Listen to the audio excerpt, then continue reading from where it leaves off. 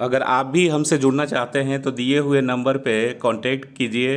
Hello students, welcome to perfect mathematics classes. मैं आपका math guru engineer Rakesh Kumar, ex faculty of Resonance Kota.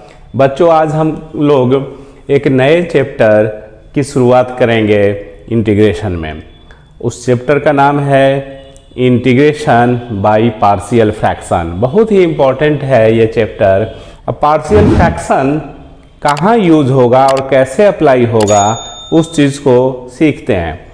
तो पहले आपको मैं समझा देता हूँ, ठीक है, उसके बाद आएंगे उसको पॉइंट वाइज लिख दिया जाएगा, ठीक है। तो पार्शियल फ्रैक्शन, जैसे पार्शियल फ्रैक्शन मतलब पार्शियल आंशिक। जैसे सपोज एक ऐसे डिकम्पोजिशन है ना, डिकम्पोज करना। जैसे मान लो 1 है तो पार्शियली इसको आप ऐसे भी तो लिख सकते हो ना, है ना। तो इसी तरह से डिकम्पोज करना है, 1 को डिकम्पोज कर दिए। तो उसी तरह से पार्शियल फ्रैक्शन में क्या करना है कि rational algebraic function px by qx, ये कोई रेशनल फंक्शन लेते हैं, ठीक है। तो रेशनल फंक्शन में सबसे पहले तो समझो क्या क्या पॉइंट्स इसमें ध्यान रखना है। पहला पॉइंट तो ये रेशनल जो फंक्शन है कि प्रॉपर है कि इम्प्रॉपर। तो प्रॉपर रेशनल जो फंक्शन होता है उसमें ध्यान रखना है कि प्रॉपर रेशनल फंक्शन किसको बोलते हैं। तो इसका डिग्री, ठीक है, डिग्री ये सब तो लिखेंगे ही। Degree of px is smaller than qx, ठीक है।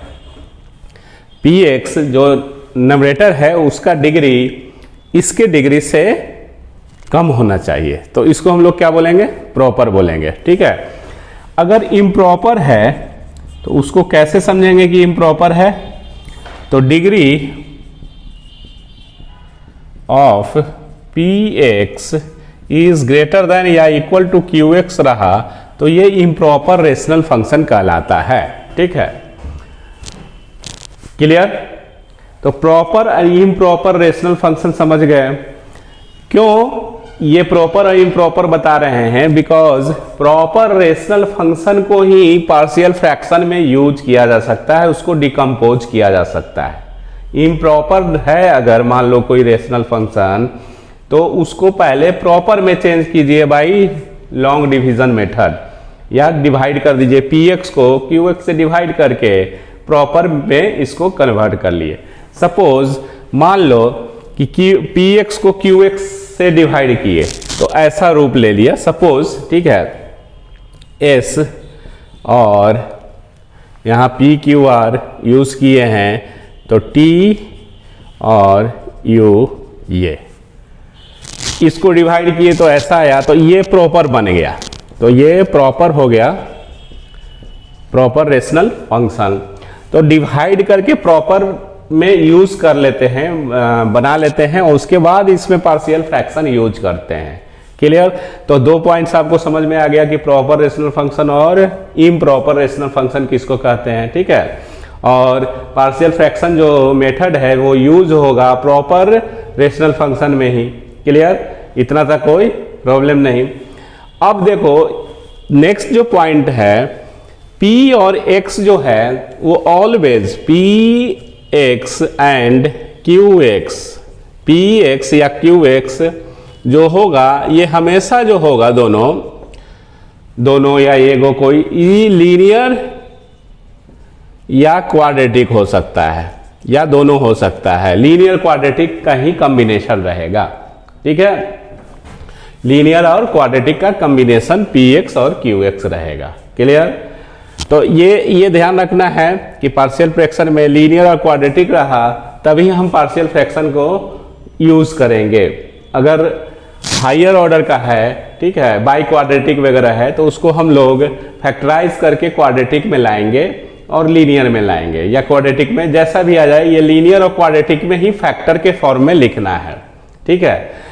करना क्या रहता है कि qx को ही, qx जो होगा यहाँ पे qx, ये qx लीनियर या क्वाड्रेटिक हो सकता है, px तो पॉलिनोमियल हो सकता है, ठीक है, ये पॉलिनोमियल हो सकता है, ये पॉलिनोमियल।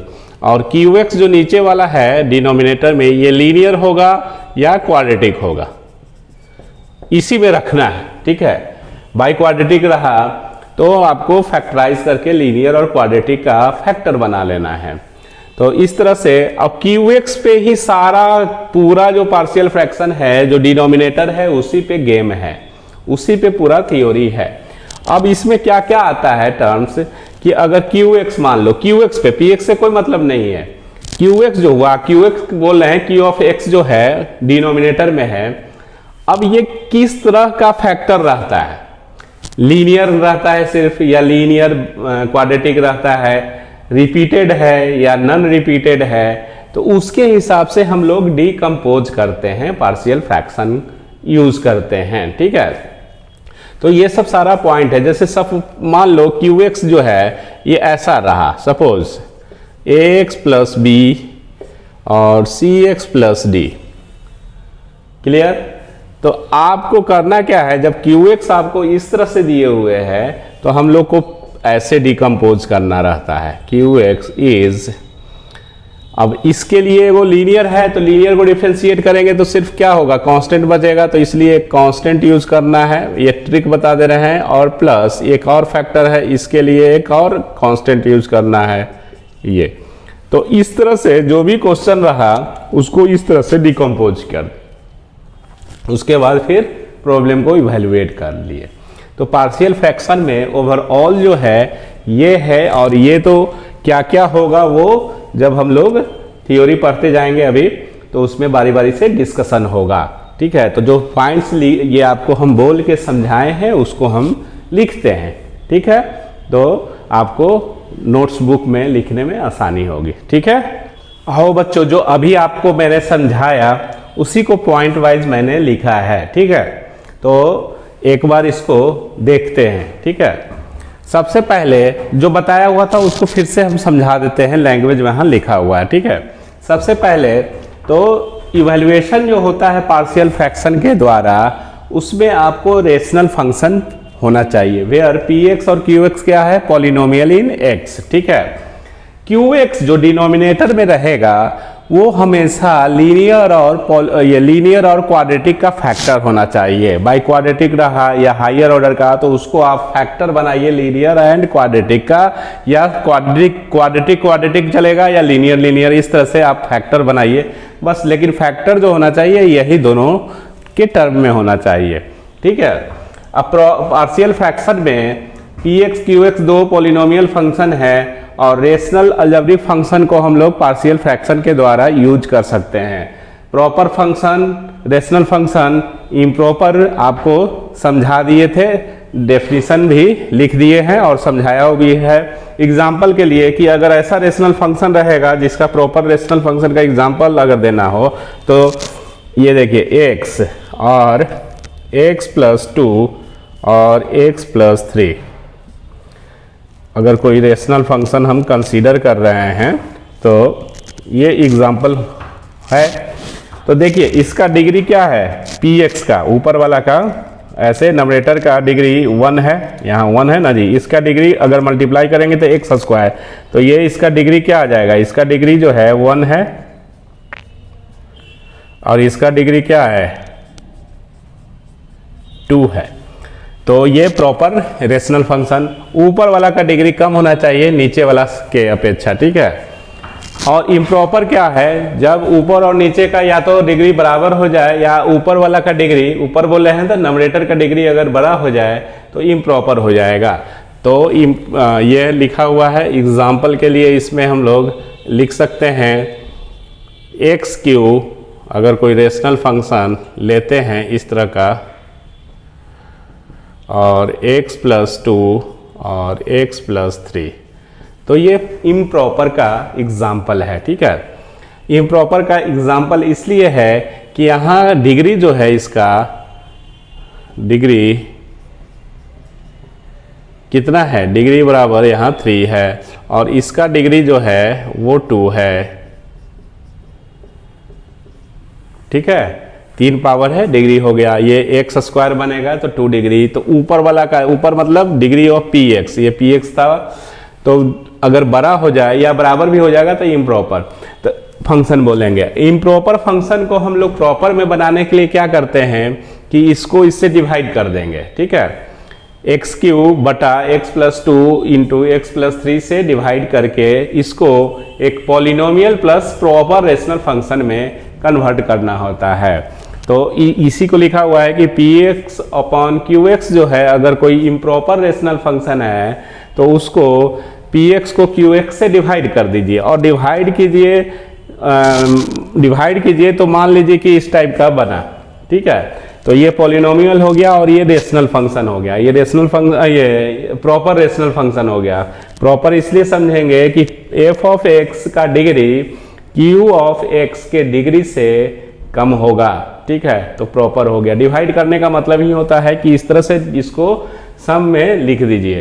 तो इम्प्रॉपर रेशनल फंक्शन को आप एक्सप्रेस कर सकते हैं sum of polynomial and a proper rational function. तो इतना आप कॉपी कीजिए अच्छे से, बिकॉज जितना भी समझाए हैं उसको पॉइंट वाइज लिखे हैं और भी जो आगे है उसको हम लोग अब लिखना शुरू करेंगे। पहले इतना लिखिए।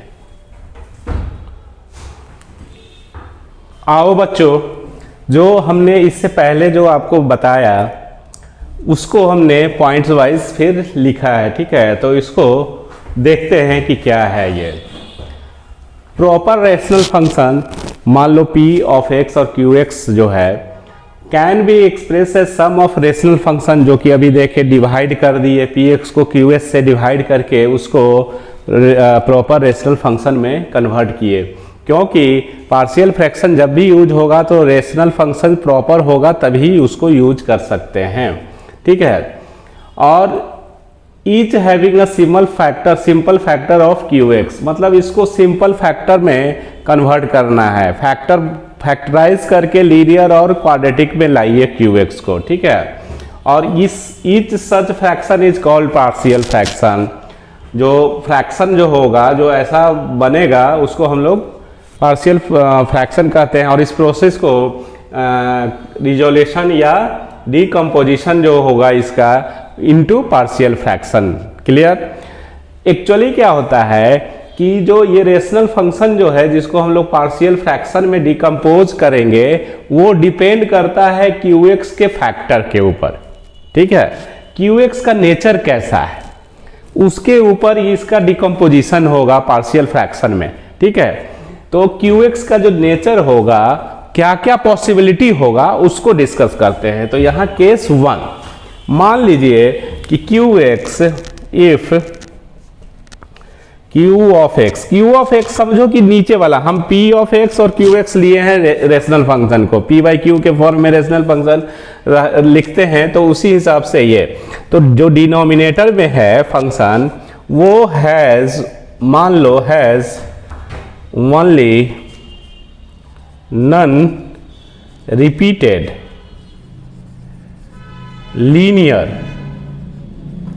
factors, then express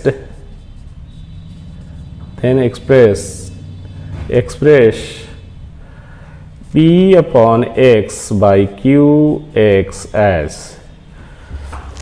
इसको ऐसे एक्सप्रेस कीजिए, ये टेक्निक सीख लीजिए। या अब लीनियर है, qx as non repeated linear factors. अब qx कैसा रहेगा उसके ऊपर डिपेंड करेगा ना। तो यहाँ एक्सप्रेस तो बाद में करेंगे, पहले qx जो नॉन रिपीटेड का मतलब क्या हुआ उसको बच्चों को समझना जरूरी है, ठीक है।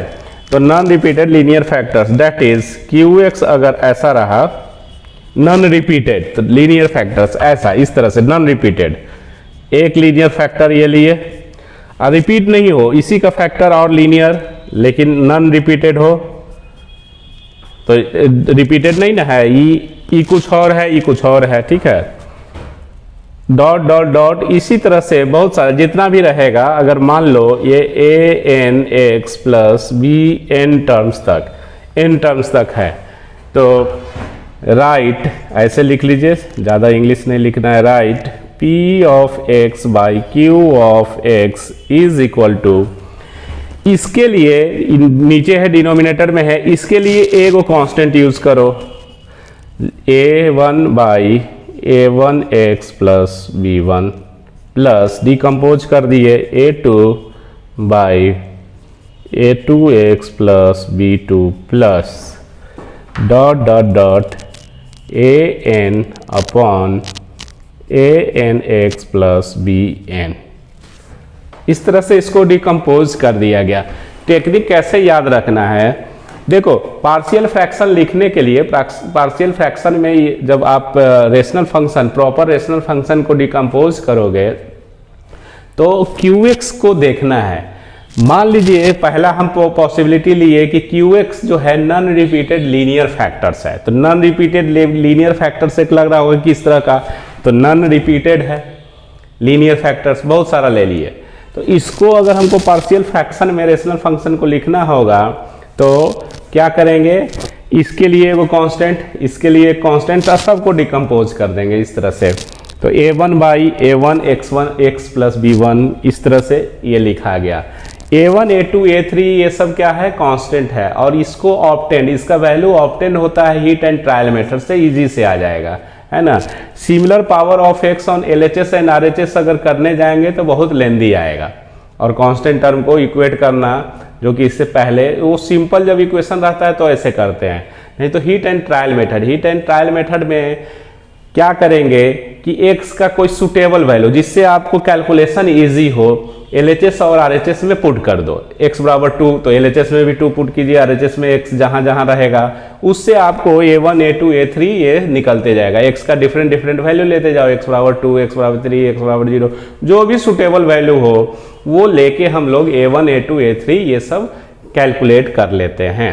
और इसका इंटीग्रेशन मान लो p x by q x का इंटीग्रेशन निकालना हो तो इसका इंटीग्रेशन दैट इज इसका इंटीग्रेशन इसका इंटीग्रेशन इसका इंटीग्रेशन, तो इसका इंटीग्रेशन तो निकल गया ना जी, लीनियर है, तो ln a1x प्लस b1 हो जाएगा, a1 बाहर रहेगा। तो इस तरह से ये इवेल्युएट हो जाता है। अब हमको जो अभी फिर से बोले उसको फिर से लिख देते हैं कि ताकि आपके नोटबुक में क्लियरली सब लिखा हुआ हो और बड़े आराम से आपको समझ में आ जाए, ठीक है। बहुत ही इंपॉर्टेंट ये चैप्टर है पार्शियल फ्रैक्शन। देखो ये कैसे समझेंगे कि यहाँ एक कांस्टेंट सिर्फ देना है, कोई वेरिएबल इसके साथ नहीं, तो ऐसा एक ट्रिक हम बताते हैं। नीचे जो भी रहेगा वो अगर मान लो लीनियर रहा, जैसे ये अगर फैक्टर लीनियर है ना, पूरे को मत देखिए, पूरा को मत गुना कीजिए, सिर्फ एक फैक्टर को देखिए, तो ये फैक्टर क्या है, लीनियर है ना, ये फैक्टर क्या है, लीनियर है, ये भी लीनियर है इस तरह से। तो लीनियर है, इसको डिफरेंशिएट करो, लीनियर को डिफरेंशिएट करोगे तो सिर्फ कांस्टेंट बचेगा। जैसे इसको डिफरेंशिएट किए तो सिर्फ a1 बचा, स्मॉल a1, ये तो कांस्टेंट है 0 हो जाएगा, तो a1 मतलब एक कांस्टेंट बचा, तो वही कांस्टेंट यूज करते हैं।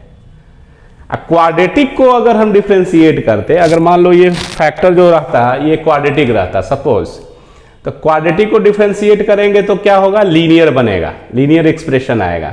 तो यहाँ नीचे क्वाड्रेटिक रहता है, ऊपर में लीनियर होता है। ये टेक्निक बता रहे हैं कि ऊपर वाला जो ये ऐसे लिखा रहा है, जो लिखे हैं डिकम्पोज किए हैं पार्शियल फ्रैक्शन में, तो वो कैसे लिखेंगे, कैसे समझेंगे कि सिर्फ कांस्टेंट यूज करना है, ठीक है। तो इसका एक टेक्निक बता दिए।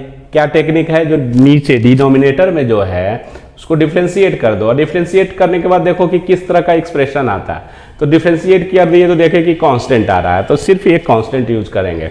यहाँ कांस्टेंट a1 स्मॉल आ रहा है, लेकिन ये और ये तो अलग कांस्टेंट होगा। कांस्टेंट हम बोल रहे हैं, इसका मतलब थोड़े ना है कि ये a1 है, ये दोनों सेम होना चाहिए। इसको डिफरेंशिएट करने का मतलब ये नहीं कि इसी को डिफरेंशिएट करने के बाद जो बचता है वो लिखना है, वो आपको टेक्निक बता रहे हैं कि ऊपर में कांस्टेंट यूज किया गया है ना, सिर्फ यहाँ कोई ये ax प्लस b तो नहीं ना है, ऐसा a1 capital a1 x plus capital b1 इस तरह से तो कुछ यूज किया गया नहीं है।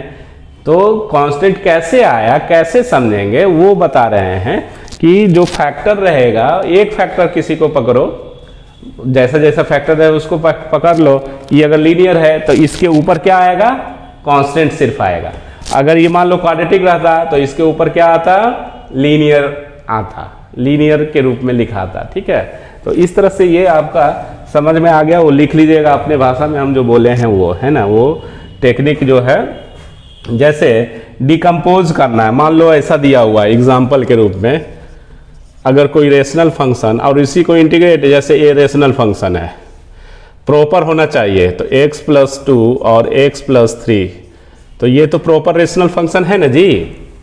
मान लो इसी का इंटीग्रेशन निकालने के लिए दिया है, तो डिकम्पोज पहले करके निकालेंगे तब ना।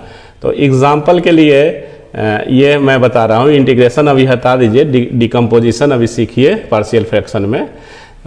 तो ये हो गया, ये प्रॉपर है ना रेशनल फंक्शन। तो प्रॉपर रेशनल फंक्शन को इसको डिकम्पोज कैसे करोगे, x/x+2 और x+3, नीचे फैक्टर के फॉर्म में ही रहना चाहिए। अगर मान लो कोई एक्सप्रेशन दिए हुए है तो उसको फैक्टराइज करके फैक्टर फॉर्म में लिखो। बाई ये लीनियर है तो इसके लिए वो कोई कांस्टेंट, अब a1 लिखो चाहे a लिख दो, चूंकि दो ही है, इसमें तो बहुत सारा था ना, 1 2 n टाइम्स, तो n फैक्टर है, तो इसलिए a1 a2 इस तरह से प्रयोग किए हैं। अगर ये 2 ही 3 रहा तो ये भी सी यूज कर लेंगे। तो इसके लिए ये भी लीनियर है, तो लीनियर को डिफ्रेंशिएट करते हैं तो कांस्टेंट बचता है, कोई ए है तो इसका एक और कोई कांस्टेंट बाई x+3, ये डिकम्पोज हो गया। अब a1 b1 a और b निकालने के लिए हम लोग क्या करेंगे कि पुट कर देंगे सुटेबल वैल्यू, है ना। तो ये एग्जाम्पल हुआ, यहाँ पे लिख लीजिए, यहाँ पे ये जो वेयर, यहाँ पे इसके बाद से यहाँ लिखना पहले और उसके बाद इसको एग्जाम्पल को लिखना, where a1 a2 a3 dot dot dot an are constant and can be calculated evaluated by taking any suitable value of x on LHS and RHS, taking any suitable values of x on LHS and RHS, ऐसे करके a1 a2 a3 निकल जाएगा। Problem को पहले बनाएंगे तो समझ में। अब डिकम्पोजिशन करने आ गया, ठीक है कि नहीं। अब ये देखिए, जैसे दूसरा एग्जाम्पल अगर मान लो, एग्जाम्पल अगर कोई रेशनल फंक्शन ऐसे दिया हुआ है तो इसको कैसे डिकम्पोज करोगे, x² बाई x+2x+1 3x+5 और x-1 ऐसे। तो इसको हम लोग लिख सकते हैं by using partial fraction x² by 2x+1 3x+5 और x-1।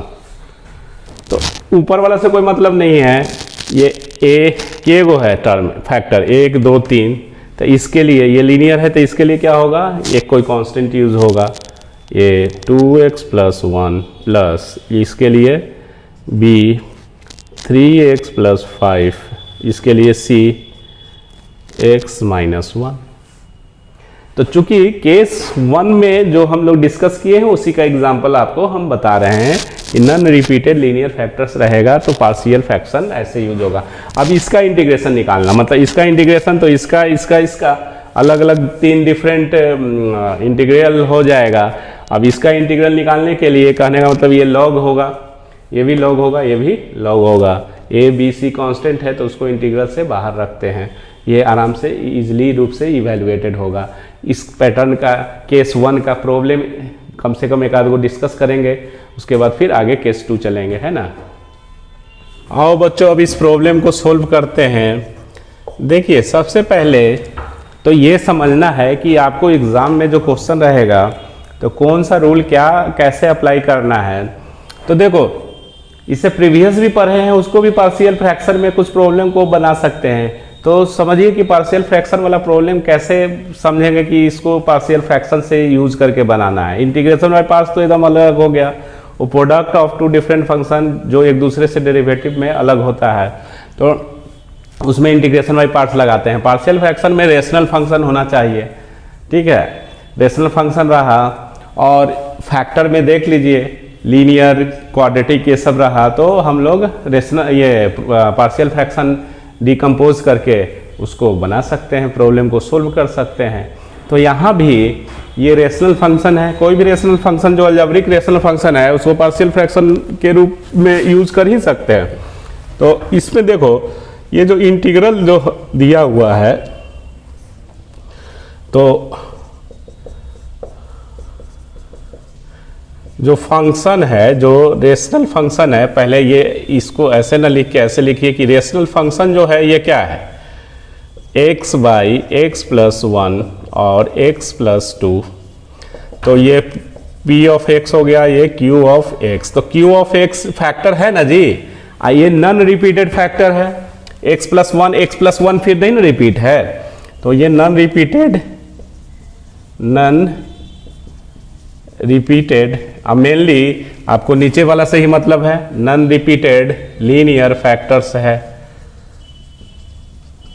ठीक है, तो इसको हम लोग डिकम्पोज कैसे करते हैं, इंटीग्रेशन तो बाद में, पहले इसको पार्शियल फ्रैक्शन से हम लोग क्या कर सकते हैं, right, we can write x by x plus 1 x plus 2 या लेट इतना इज इक्वल टू, इसके लिए वो constant a by x plus 1, बहुत सारा रहेगा तब ना a1 a2 a3 इस तरह यूज करोगे, ये दो फैक्टर है, दो कांस्टेंट यूज करना है, प्लस 2x प्लस 2 इस तरह से मान लेते हैं। और a और b कैसे वैल्यू निकलता है वो देखिए, सीखिए। इसको लेट कर लिए तो ये पहला इक्वेशन ऐसे मान लो। अब इसका रहने दो एलसीएम, इसको ऐसे जैसे है वैसे ही, और ये इसका एलसीएम क्या होगा, x plus 1 x plus 2 a x plus 2 plus b x plus 1। Clear होगा कि नहीं होगा, इतना हम लोग कर लिए। अब ये और ये कैंसल हो गया, तो बचा क्या आपको, x is equal to a x plus 2 B x plus 1। अब देखो hit and trial method use करना है, सिमिलर पावर वाला से भी बन जाएगा, लेकिन थोड़ा लेंदी जाएगा, इसको सिंप्लीफाई करना पड़ेगा। फिर सिमिलर पावर x का है, कांस्टेंट टर्म इक्वेट कीजिए। उससे अच्छा क्या है कि पुट कर दो x अपने मन से, x का क्या ऐसा वैल्यू पुट करोगे कि ये कोई कांस्टेंट पहले निकाल, कांस्टेंट बारी बारी से पुट वैल्यू x का डिफरेंट वैल्यू पुट करके निकालना है। तो x बराबर अगर हम -1 पुट कर दिए तो -1 + 1 0, तो b इंटू 0, b गायब होगा, a निकल जाएगा। तो क्या बना इधर, -1 इज इक्वल टू -1, x बराबर -1 अपने मन से, ये कोई भी सुटेबल वैल्यू लेके, ठीक है, -1 और यहाँ a x का -1 + 2, तो ये क्या हो गया, a हो गया। तो a इज इक्वल टू -1, ये वैल्यू निकल गया a का। सिमिलरली हमको b का निकालना है, ठीक है, वैल्यू। तो v का वैल्यू निकालने के लिए फिर पुट कर दो x इज इक्वल टू, फिर पुट अगेन, ये तब तक करते जाएंगे जब तक आपका कांस्टेंट सब निकल नहीं जाए, वैल्यू उसका ज्ञात ना हो जाए। Again put x is equal to, अब हमको a का वैल्यू निकल गया, b निकालना है, तो b को बचा के रखना है, तो x का ऐसा वैल्यू लिखिए कि जिससे ये 0 ना हो। तो x बराबर क्या पुट कर दोगे, x बराबर -2 पुट कर दो, तो ये गायब हो जाएगा, b डायरेक्ट निकल जाएगा। x बराबर 0 भी पुट करके निकाल सकते हैं, लेकिन एक कांस्टेंट को गायब कर दीजिए, दूसरा बच जाएगा। ऐसा x का वैल्यू लीजिए, वो जल्दी से आपको निकल जाएगा। x बराबर -2, तो x इज इक्वल टू -2, तो आपको LHS क्या आया इसका, -2, और इधर क्या आएगा, ये 0 हो जाएगा, -2 + 2 0, तो a इंटू 0 0, b और x -2 + 1, तो -2 इज इक्वल टू -2, ये होगा -b, तो therefore b is equal to 2। a और b का वैल्यू आपको निकल गया। तो फ्रॉम 1 हम लोग लिख सकते हैं, from 1 we get, again put x बराबर -2 किस में, इस एक्सप्रेशन में 2 में, पुट इतना इन इक्वेशन 2, ठीक है। पुट इतना in this equation, in equation 2, क्योंकि इसको सोल्व किए तो यही आया। तो from first this one x is equal to x plus 1, x is equal to नहीं इतना को इज इक्वल टू a क्या है -1, तो -1 by x plus 1 plus b 2 by x plus 2। Clear? अब इसी का इंटीग्रेशन निकालना है ना, तो therefore integral of x upon dx is equal to, इसका इंटीग्रल मतलब इसका इंटीग्रल, इसका इंटीग्रल, ये ओवरऑल होगा तो अलग अलग किया जाता है ना, इंटीग्रल सम में रहता है। तो इंटीग्रल ऑफ -1 बाहर ले लो, तो dx बाई एक्स प्लस 1 इसका इंटीग्रल प्लस 2 कॉमन, तो dx by x plus 2, dx है तो dx रहेगा, 2 कॉमन लिए तो यहाँ 1 है ना जी, तो 1 की जगह dx, 1 इंटू dx। इस तरह से इज इक्वल टू इसका इंटीग्रल माइनस और log x plus 1 plus 2 log x plus 2 plus c। Clear? इसको और सिंप्लीफाई कर सकते हो, ठीक है। इसको ऊपर दे दो तो log x प्लस 2 का होल स्क्वायर, ये प्रॉपर्टीज होता है, स्क्वायर है तो मॉडुलस लिखने की ज़रूरत नहीं है, mod log x plus 1 plus c. अब इसको लिख सकते हैं log m माइनस n, तो log m में x प्लस 2 का होल स्क्वायर और बाई, ऐसे मॉड लीजिए नहीं लीजिए क्योंकि स्क्वायर हो गया तो वो पॉजिटिव ही होगा, by modulus of x plus 1, ये प्लस सी, ये आंसर हो गया। ठीक है, तो x पॉजिटिव होगा तो मॉडुलस से निकलेगा तो x प्लस 1 सिंपली लिख सकते हैं। ये आंसर आपको तो डिकम्पोजिशन करने के लिए सीख जाएगा, और रेशनल फंक्शन का कोई भी प्रॉब्लम आप पार्शियल फ्रैक्शन से बना सकते हैं। कुछ और प्रॉब्लम बनाते हैं, इतना कॉपी कीजिए। आओ बच्चों अब इस प्रॉब्लम को सोल्व करते हैं, देखते हैं कि कैसे सोल्व होगा by using partial fraction, because rational function है। पहले चेक कर लो कि प्रॉपर है कि इम्प्रॉपर है। तो इसका पावर क्या है, 1 है, इसका पावर 3 है, तो नीचे वाला का पावर अगर ज़्यादा है तो प्रॉपर फंक्शन हो गया। ठीक है, तो दिस इज लिख देते हैं नॉलेज के लिए, this is proper rational function. तो प्रॉपर रेशनल फंक्शन को डिकम्पोज कर सकते हैं हम लोग, है ना। तो let 3x minus 1 x minus 1 x minus 2 x minus 3 is equal to, इसके लिए नीचे वाला जो qx है ये आपका फॉर्मेट ऐसा है ना, ये फंक्शन को देखो, इंटीग्रल छोड़ दो, फंक्शन क्या है px बाई qx, और qx जो ये है ये नॉन रिपीटेड है, linear factor, non repeated linear factors है ना, तो नॉन रिपीटेड लीनियर फैक्टर्स रहेगा। तो इसको डिकम्पोज कैसे करते हैं, कांस्टेंट ये x माइनस 1 प्लस इसके लिए कोई कांस्टेंट प्लस इसके लिए कोई कांस्टेंट। जब लीनियर नीचे रहा, लीनियर फैक्टर्स रहा तो ऐसे करते हैं। तो ये हो गया। अब इसको फर्स्ट इक्वेशन मान लो, क्योंकि इसका इंटीग्रेशन निकालना मतलब इसका इंटीग्रेशन। अब हमारा काम क्या है, ए बी सी निकल गया तो ये बन गया प्रॉब्लम। तो अब कैसे निकालते हैं, हिट एंड ट्रायल मेथड से। पहले इसको सिंप्लीफाई करते हैं, LHS को छोड़ दीजिए और इसका LCM x minus 1 x minus 2 x minus 3, यहाँ पे a और x minus 2 x minus 3 plus b x minus 1 x minus 3 plus c x minus 1 x minus 2। ये हो गया, ये और ये कैंसल हो जाएगा। तो इधर क्या बचा 3x minus 1 is equal to a x minus 2 x minus 3 plus b x minus 1 x minus 3 plus c x minus 1 x minus 2। ये हो गया। अब हमको a b c निकालना है, तो पुट, इसको सेकेंड इक्वेशन मान लो, put x is equal to suitable value लो जिससे ए बी सी वैल्यू निकल जाए, है ना। तो ए बी सी का वैल्यू निकालने के लिए x का बारी बारी से सुटेबल वैल्यूज पुट करते जाएंगे। अब हमको अगर a निकालना है तो b और c एट ए टाइम अगर जीरो कर दे, b और c का वैल्यू जीरो थोड़े ना पुट करना है, x वेरिएबल है ना इधर LHS और RHS में।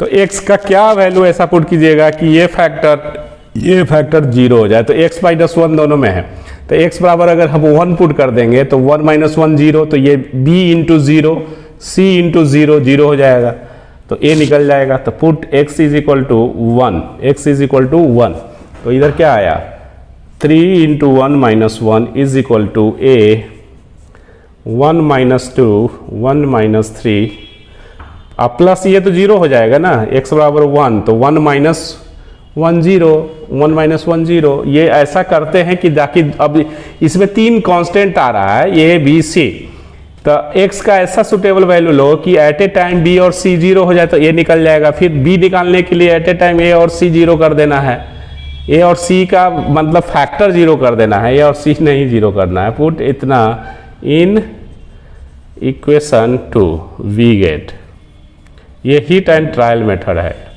ठीक है। इधर तो जीरो हो जाएगा तो लिखने से कोई ये नहीं है। ये कितना आया 3 में से 1 गया 2 और माइनस 1 और माइनस 2, तो 2a माइनस 1 और माइनस 2, ठीक है। तो प्लस a का वैल्यू आ गया आपको 1।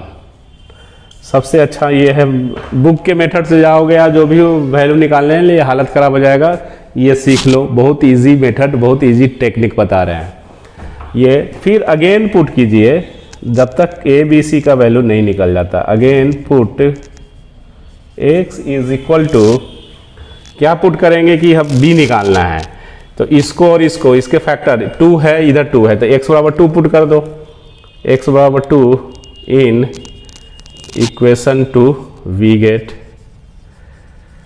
तो 2 पुट करेंगे तो इधर क्या आएगा 3 into 2 minus 1 is equal to x is equal to 2, तो ये 2 माइनस 2 ये तो फैक्टर जीरो हो जाएगा।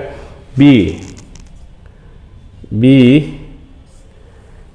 2, तो 2 माइनस 1 और 2 माइनस 3, और ये भी जीरो हो जाएगा कि 2 माइनस 2 जीरो, तो ये भी जीरो। a और c इसमें जीरो कर दिए b निकालने के लिए।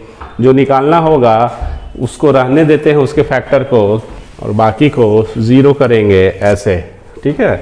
तो इधर LHS में कितना 3 into 2 minus 1 5 is equal to, इधर कितना आया 1 और इधर माइनस 1, तो माइनस b, ठीक है।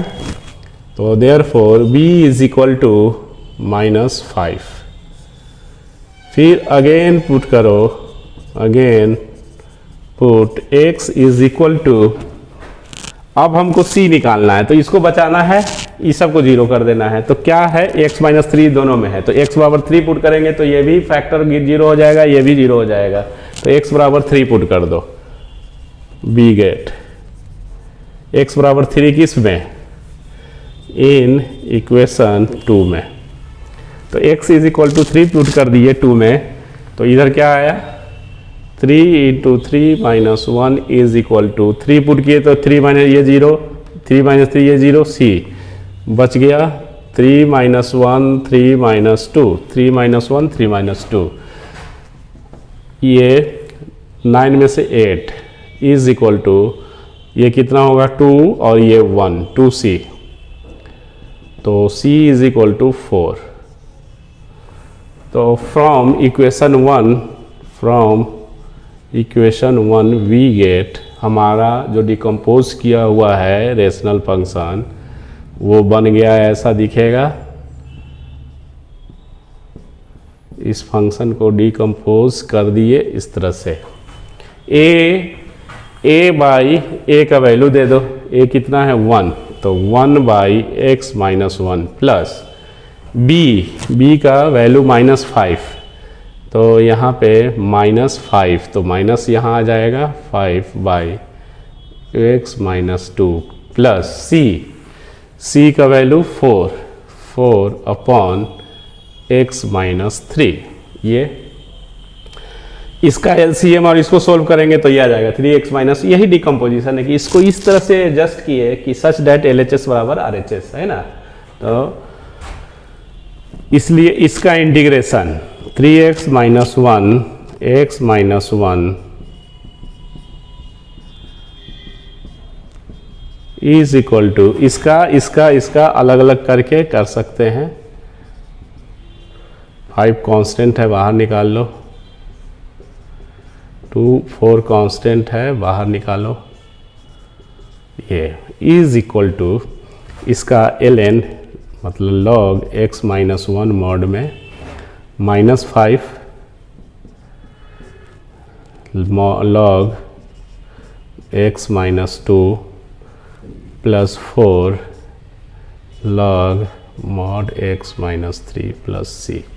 ये आंसर हो गया। अब इसको कंबाइन कर सकते हैं, 5 यहाँ पावर ये करके ऐसे ही रहने दीजिए, कोई ये नहीं है। तो किस तरह से हम लोग केस 1 में जब आपका qx, एक तो ये देखा कि p/x जब रेशनल फंक्शन हम p/x करके ले चल रहे हैं, qx जब नॉन रिपीटेड लीनियर फैक्टर्स होता है तो कैसे डिकम्पोज कर रहा है, ये पूरी अच्छी तरह से आप सीख लिए हैं। इसका प्रॉब्लम जो है वो NCERT और RD शर्मा KC सिन्हा जो भी बुक है उससे आप प्रॉब्लम बनाइए। नेक्स्ट क्लास में हम इसके आगे का प्रॉब्लम हम लोग डिस्कस करेंगे, आगे के थ्योरी केस 2 केस 3 ये सब सारा है ना। आज के लिए इतना ही। थैंक यू, धन्यवाद, टेक केयर और खूब मन लगा के पढ़ो।